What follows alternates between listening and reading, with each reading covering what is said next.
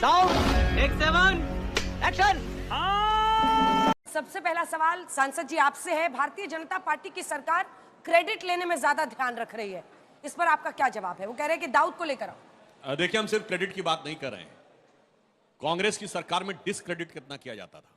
26/11 का हमला कांग्रेस गवर्नमेंट कहती थी हाफिज सईद ने कराया। अब तो अमेरिका ने भी अगर तहव्वुर राणा का प्रत्यर्पण किया है तो साफ हो गया। अरे इनके नेता तो जाकर उस पुस्तक का विमोचन करते थे जिसमें लिखा रहता था 26/11 एंड आरएसएस कॉन्स्पिरेसी। अवैध दुबे जी, अब आप मोर्चा संभालिए जल्दी से।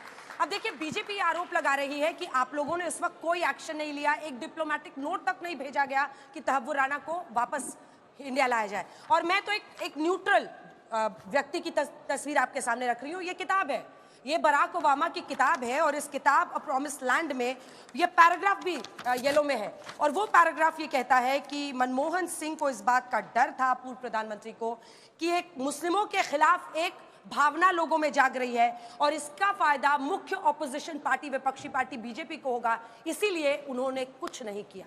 क्या ये सच है? अभी पता चलेगा। भारतीय जनता पार्टी, दुर्भाग्य है देश का कि देश पर हुए आतंकवादी हमले से भी वोट की राजनीति करना चाहती है। भारतीय जनता पार्टी ये भूल जाती है कि भारत की संसद पर हमला करने वाले जो हाफिज सईद है वही दिखा रहे हैं आतंकवाद का भूत, जिन्होंने छोड़ा अजहर मसूद। जो अजहर मसूद को छोड़कर आया, आज वो आतंकवाद का भूत हमको दिखा रहे हैं। ये बड़ी अच्छी बात कही आप। क्या इस देश में पठानकोट पर हमला नहीं हुआ? क्या ये भारतीय जनता पार्टी की सत्ता की सरपरस्ती में उड़ी में हमला नहीं हुआ? क्या भारतीय जनता पार्टी की सत्ता की सरपरस्ती में पुलवामा में हमला नहीं हुआ? क्या गुरदासपुर में हमला नहीं हुआ? आजाद भारत के इतिहास में पहली बार हुआ कि पाकिस्तान की वो आईएसआई जो हमले के लिए रिस्पॉन्सिबल होती है, उसी को जांच के लिए बुला लिया हमारे देश के गृह मंत्री ने। और मैं बता दूं, ये तहव्वुर राणा का जो मुकदमा है, इस मुकदमे के लिए गंभीर प्रयास कांग्रेस पार्टी की सरकार ने किया। 2009 से हमने इनिशिएशन चालू किया। ये तो एक कोपनहेगन के मामले में इस तहव्वुर राणा को अमेरिका की अदालत ने 14 साल की सजा सुनाई और बीच में उसके स्वास्थ्य का हवाला देते हुए छोड़ा जब भारतीय जनता पार्टी की सरकार थी। क्यों इतने वर्ष लग गए आपको फिर लाने में? अगर आप क्लेम करते हो, मैं फिर भी बुराई नहीं करना चाहता, क्योंकि ये बात सच है कि एक जटिल प्रक्रिया है एक्सट्रेडिशन की, और वो कोई से भी सरकार हो, ये सतत प्रक्रिया। इन्होंने कहा कि हमने नहीं किया।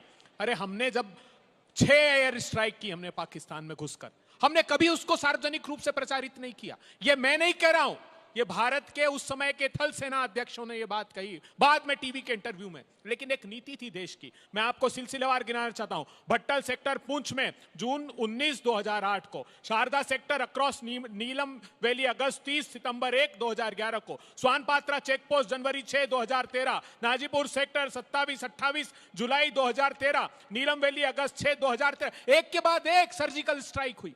लेकिन हमने कभी उसका अब जिम्मेदारी ये अपनी समझी देश के प्रति, और मैं ये गवाह है आजाद भारत का इतिहास कि कश्मीर में और कश्मीर के आसपास जितनी भी आतंकवादी घटना हुई, भारतीय जनता पार्टी की सत्ता की सरपरस्ती में हुई। सीपुरा का वो हमला भूल गए जब पूरे के पूरे सिख समुदाय को गुरुद्वारे के बाहर लाकर काट दिया गया, भारतीय जनता पार्टी की सरकार थी। नदी मार्ग का केस भूल गए जब पूरे गांव को झाड़ के नीचे बिठाकर आतंकवादियों ने उनका कत्ल कर दिया, जब भारतीय जनता पार्टी की सरकार थी। रघुनाथ मंदिर पर हमला हुआ जब भारतीय जनता पार्टी की सरकार थी। अमरनाथ यात्रा पर अटल जी की सरकार थी और मोदी जी की सरकार थी, तब हमला हुआ। अक्षरधाम मंदिर पर हमला हुआ। लेकिन आज पहली बार है कि मैं इसका जिक्र कर रहा हूं, क्योंकि आतंकवादी घटनाओं से भी वोट की राजनीति को जोड़कर देखना चाहते हैं। क्यों 11-12 साल लग गए उसको लेकर आने में? यह देश अब सवाल पूछता है जब आप हमसे सवाल पूछते हैं। अन्यथा हमारी नीति यह थी कि सामंजस्य के साथ इस देश में आतंकवाद की जो घटना है उसमें देश दृढ़ता से लड़े, हमारी सेना दृढ़ता से लड़े। लेकिन वोट की भूख सताती है।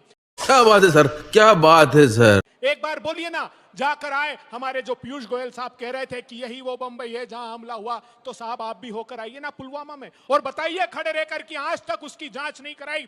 300 किलो आरडीएक्स कैसे वहां पर मौजूद था, इस बात की जांच नहीं करना चाहते, सिर्फ आरोप करना चाहते हैं और वोट की राजनीति करना। ठीक है, प्रियंका चतुर्वेदी जी, आप मोर्चा संभालिए। अभी बीजेपी वाले पूछ रहे हैं कि यूपीए की सरकार में कसाब को 4 साल तक आप लोग बिरयानी खिलाते रहे और तहव्वुर राणा को हम लेकर आए हैं, हम इंसाफ दिलाएंगे 26/11। सबसे पहले तो मैं कह दूं, 2008 में जब मुंबई में आतंकी हमला हुआ था, मैं मुंबईकर हूं, मैं गर्व से कहती हूं मैं मुंबई शहर से आती हूं। उसने हर मुंबईकर वासी के मन में एक दहशत डाल दी थी और उसके बाद से मेरा राजनीति में प्रवेश हुआ है, क्योंकि मैं चाहती थी कि देश की दशा और दिशा बदलनी चाहिए और देश में ये जो आतंकवाद का इन्होंने माहौल बनाया था, इनको कड़ी से कड़ी सजा होनी चाहिए। मैं इसका स्वागत करती हूँ कि आज तहव्वुर राना इस देश में आ रहा है और मैं इनसे यही अपील करूंगी कि जल्द से जल्द इस पे कार्रवाई हो और उसको जो फांसी की सजा मिले मुंबई के ही चौराहे पे मिले जहां पे तुकाराम ओम्बले जी की समाधि है। वो तुकाराम ओम्बले जी को मैं नमन करना चाहती हूँ जिन्होंने बकायदा कसाब को जिंदा पकड़ा गया। मैं उन हेमंत करकरे को नमन करना चाहती हूँ आज। बंदूक को पकड़ा रहा वो, तेज गोलियां उन्होंने अपने सीने में खाई, सीने में ली हैं। तुकाराम ओम्बले जी का मैं लेकिन नमन करना चाहती हूँ जब आज। तक ओवर पार नहीं किया कसाब को, छोड़ा नहीं उन्होंने इसके बंदूक को। मैं हेमंत सोचिए करकरे जी का नमन करना चाहती हूँ आज, उनको याद करना चाहती हूँ जिन्होंने अपनी जान गंवाई सही कहा। हमारी मुंबई को बचाने के लिए। और मुझे गर्व है इस बात का कि हम लोगों ने ये लड़ाई लड़ी है। मैं आपको 2-3 चीजें बताना चाहती हूँ क्योंकि मेरी राजनीति की बात नहीं है और मैं आज ये दिल से बोल रही हूँ, मेरी राजनीति से ऊपर है। हमारा पक्ष जो है, शिवसेना पक्ष जो रहा है, उन्होंने शुरू से ही माना है कि आतंकवादियों की कोई जगह नहीं होनी चाहिए, कोई उनको लीगल राइट्स भी नहीं मिलने चाहिए, सीधा उनको चौराहे पे ही टांगना चाहिए। क्योंकि देश में जो ये देश के खिलाफ काम करने की कोशिश करें, उनकी रूह कांपनी चाहिए कि हमारे देश के खिलाफ अगर काम हुआ तो हम उनको छोड़ेंगे नहीं। और आज वो तहव्वुर राणा को वो एग्जाम्पल बनाना पड़ेगा। पर मैं ये भी अपील करूंगी कि तहव्वुर राणा के साथ साथ वो डेविड हेडली को भी वापस लिया जाए। वो वहां पर बैठे हुए पाकिस्तान में जो पूरे के पूरे मास्टरमाइंड हैं, उनको भी देश में क्या सीधा ऊपर उनका हिसाब किताब कराना चाहिए। ये मेरी उनसे मांग है।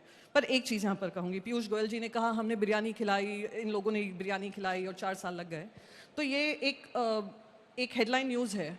ये हेडलाइन न्यूज़ है पब्लिक प्रोसिक्यूटर उज्जवल निकम जी की, जिन्होंने ये हेडलाइन न्यूज़ बोली थी।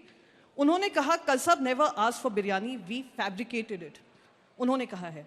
और वही पब्लिक प्रोसिक्यूटर जो हैं, अभी हाल ही में जो चुनाव हुए 2024 में, वो भारतीय जनता पार्टी की टिकट लेकर उन्होंने चुनाव लड़ा है।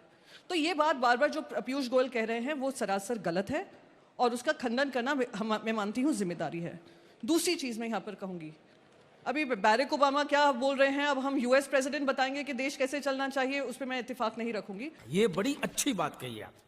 पर 2009 में, अक्टूबर 2009 में ये तहव्वुर राणा को शिकागो में पकड़ा गया था। 2009 में डेविड हेडली को भी पकड़ा गया था। और पता है डेविड हेडली ने क्या कहा था? डेविड हेडली ने कहा लश्कर ए ताइबा के सबसे बड़े हिट लिस्ट में सबसे पहला नाम किसका है? वंदनीय हिंदू हृदय सम्राट बाला साहेब ठाकरे जी का है, हमारे पक्ष का। और हमें इस बात का गर्व है कि आज उन्होंने देश की लड़ाई लड़ी कि वो इतने आंखों में चुभे पाकिस्तानी लोगों के कि वो उनको खत्म करने की कोशिश कर रहे थे, पर वो लड़ते रहे और हम वो लड़ाई लड़ते रहेंगे कि कोई भी हमारे देश के खिलाफ आंख उठाएगा हम उनको कहीं का नहीं छोड़ेंगे। तो मैं इस पक्ष में हूं कि जल्द से जल्द उन पर कार्रवाई हो। मैं इस पक्ष पे हूं कि इनको फांसी की सजा दी जाए। मैं इस पक्ष में हूं कि बाकी सारे जो भी लोग हैं जो इसमें शामिल थे वो देश में लाए जाएं और उनके ऊपर कार्रवाई की जाए। जैसे मुंबई वासियों को जिस तरीके की दहशत मचाई थी, उनको वो क्लोजर मिल सके, वो जिनकी शहादत हुई है उनको सम्मान मिल सके और जो न्याय मिलनी चाहिए वो न्याय मिल सके। 16 साल भले ही लगे पर वो लड़ाई हम लड़ते रहे। 16 साल बाद तहव्वुर राणा आ रहा है और जो परिवार वाले हैं वो यही कह रहे हैं कि उनको फांसी की सजा चाहिए उस शख्स के लिए, तभी उनको इंसाफ मिलेगा। लेकिन डेविड कोलमैन हेडली, क्योंकि जो हमारे दर्शक जानते हैं उनको संक्षिप्त में बता देती हूँ, ये आर्मी में पाक मेडिकल कोर में ये डॉक्टर था तहव्वुर राणा। ये इमिग्रेशन ऑफिस वहां से चलाता था पाकिस्तान के नाम पर, जिससे वो आतंकियों को जहां जहां प्लांट करना है करता था। डेविड कोलमैन हेडली नाम के उस शख्स को उसने मुंबई में एक ऑफिस खोला, वहां पर उसको एजेंट बनाया ताकि वो रेकी कर सके। और भारत में घूम घूम कर जब वो रेकी कर रहा था तब अनेकों बार उसकी बात तहव्वुर राणा से हुई, यानी अगर वो रेकी मुमकिन नहीं होता तो ये अटैक्स नहीं होते। और उस नजरिए से आप देखें तो तहव्वुर राणा सबसे बड़ा दोषी है, साजिश करता है। कब तक सजा मिलेगी सुधांशु जी? क्योंकि ये नहीं होना चाहिए कि आप बोलते रहे 4 साल करते रहे। हमने तमाम केसेस में देखा है जो एग्जाम्पल भी बने, निर्भया केस हो, कितने साल, 8 साल 10 साल लग गए। यहां पर भी कहीं वही ना हो जाए, ये लोगों का डर है। और अगर आप लोगों के सवाल है तो हाथ उठाइएगा। साजिश कितनी गहरी थी मैं इसका प्रमाण देता हूं। अभी शहीद तुकाराम ओम्बले की बात कही गई, आप लोगों को शायद ना पता हो, ये जितने मारने वाले आए थे सब लाल रंग का कलावा बांध के आए थे। और उसके बाद कांग्रेस यहां बोल रही थी 26/11 आरएसएस कॉन्स्पिरेसी। अगर तुकाराम ओम्बले जी ने अपना बलिदान देकर कसाब को जिंदा नहीं पकड़ा होता तो क्या पता है साजिश कितनी गहरी थी। आप सोच सकते हैं इन लोगों की सरकार ने साबित कर दिया होता कि ये तो आरएसएस का किया धरा था। हम मालूम है तेरे बाप को मत सिखा। से कानूनी दलील कोर्ट में देना, आरोपी को क्या खिलाया जा रहा है ये पब्लिक प्रोसिक्यूटर की जानकारी का पार्ट ही नहीं होता है। पब्लिक प्रोसिक्यूटर कैसे बोल रहा है भाई? ये कोई जेलर बोले समझ में आता है, उसको बिरयानी मिल रही थी नहीं, पब्लिक प्रोसिक्यूटर का कैसे काम? ये तो सरकार का वकील है भाई। इसीलिए लगता है कि सरकार के वकील को लगा होगा कि सरकार की तरफ से कुछ कहा गया होगा, इसलिए कहने की बात आई होगी। और वैसे तो मैं एक बात और भी कहना चाहता हूं, अभी अभय दुबे जी बहुत बोल रहे थे, तो मैंने तो, इन्होंने कहा सर्जिकल स्ट्राइक कितनी बार हुई, तो हमने भी नहीं कहा।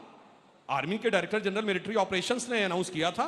इसका मतलब आपने डायरेक्टर जनरल मिलिट्री ऑपरेशन को रोक दिया था अनाउंस करने से। तो आज जवाब दीजिए, अगर आप कह रहे हैं कि ऐसा हुआ था तो क्यों रोका था, उसका हमको जवाब चाहिए। और 100 बातों की बात, 2014 से पहले सीमा पे फायरिंग की बहुत घटनाएं होती थी पाकिस्तान कर, अब सुनाई पड़ती है कहीं? नहीं सुनाई पड़ती ना। क्यों? इनकी सरकार की तरफ से स्टैंडिंग इंस्ट्रक्शन था कि उधर से जब फायरिंग होगी तो वो लोग क्या मजाक उड़ाते थे, अरे हमें परमिशन लेने की जरूरत नहीं है, और यहां से था फायरिंग हो तो व्हाइट फ्लैग दिखाना है।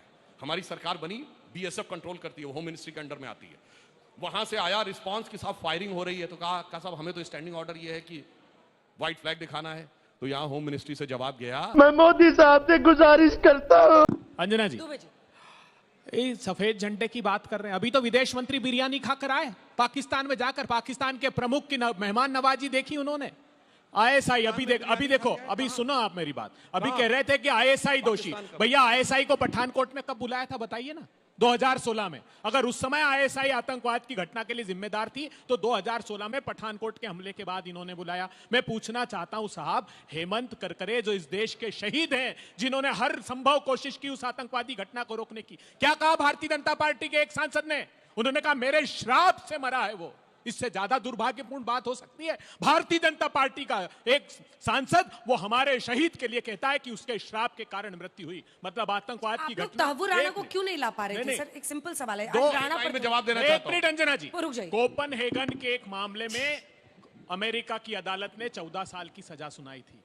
जब भी हम एक्सट्रेडिशन की बात करेंगे तो उसकी सजा, क्योंकि वो अमेरिका के एक हमले जो नाकाम हमला था उसके लिए दोषी पाया गया, उसकी जेल की सजा वो 2011 में हुई थी, 14 साल की जेल की सजा थी। बीच में 1-2 साल जब इनकी सरकार आई तो उसको स्वास्थ्य के कारणों से जेल से छोड़ा गया, लेकिन इन्होंने एक्सट्रेडिशन नहीं कराया। ये तो कानून है किसी भी देश का। हमारी जो संधि है उनसे MLAT की, उसके बिल्कुल सच बात है, ये मैं दस्तावेजी प्रमाण के साथ कह रहा हूं आपको। दूसरी बड़ी बात अंजना जी ये कहना चाहता हूं कि मैंने जितनी बातें कही है ये रिकॉर्ड पर है सेना के, जो सर्जिकल स्ट्राइक कह लो या जो हमने पाकिस्तान में जाकर के अंजाम दिया, सेना कभी सेना के हाथ नहीं बांधे गए। ये झूठ बात है कि सेना के हाथ तो बांधे बताया क्यों नहीं, छिपाते क्यों नहीं अंजना सॉफ्ट जी, पार्ट ये क्यों देश बता दिया? बिल्कुल नहीं, ये देश की नीतियां हैं, हमारे देश की नीति रही है हमेशा से। भारतीय जनता पार्टी सिर्फ, इससे भी प्रधानमंत्री ने कहा कि उन शहीदों के नाम पर एक वोट दे देना, ये हमारे किसी प्रधानमंत्री ने नहीं कहा। मैं बस यहाँ पर एक चीज कहना चाहती हूँ। अभी उन्होंने कहा हम लाल, क्या सफेद झंडी नहीं दिखाते हैं। अब आप सब यहाँ पे जानते होंगे, जब प्रधानमंत्री नरेंद्र मोदी जी ने पहली बार स्वेरिंग इन हुई थी, उन्होंने सबसे पहला न्योता किसको दिया था? किसको दिया था, कोई बता सकता है? पाकिस्तान के प्रधानमंत्री को दिया था। उनके साथ में उन्होंने ओथ टेकिंग सेरेमनी जो हुई थी। फिर देश के पहले प्रधानमंत्री बने जो बगैर न्योते के सडनली पाकिस्तान में लैंड करते हैं। किस रीजन से लैंड करते हैं? सही कहा। क्या बात है सर, क्या बात है सर।